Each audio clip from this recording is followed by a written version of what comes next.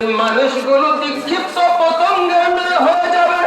আল্লাহ সুবহানাহু ওয়া তাআলা এই দুনিয়া সৃষ্টির পর, এই জমিন সৃষ্টির পর, এই জমিন কাঁপতেছিল।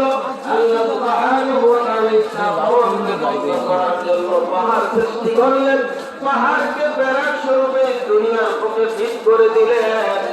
এই বিশাল পাহাড় আমরা দেখতে পাই, কত সুন্দর পাহাড় সারা বিশ্বে আল্লাহ সুবহানাহু ওয়া তাআলা ফিট করে দিয়েছেন।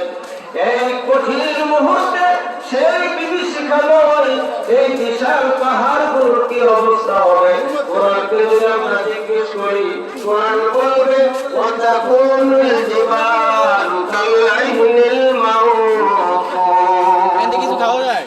সেদিন পাহাড়গুলো ধ্বনি তরঙ্গের পশমের মতো উড়তে থাকবে। আল্লাহ সুবহানাহু ওয়া তাআলা এত বিশাল সমুদ্র আমাদের জন্য সৃষ্টি করেছেন। এই সমুদ্রের মধ্যে কত হাজার রকমের রিজিকের ব্যবস্থা করেছেন, হাজার রকমের মাছ আল্লাহ সুবহানাহু ওয়া তাআলা সৃষ্টি করেছেন। এই সমুদ্র দ্বারা আমরা এক দেশ থেকে আর এক দেশে যাই। এই বিশাল সমুদ্র সেই কঠিন এবার একটা মাহফিল মাহফিল মনে হইতেছে। এটা খাইতে ইচ্ছে করতেছে।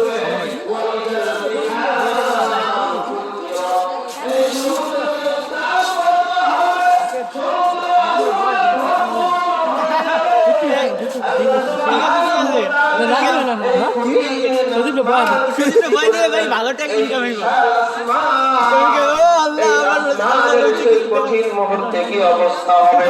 কোরআন বলবে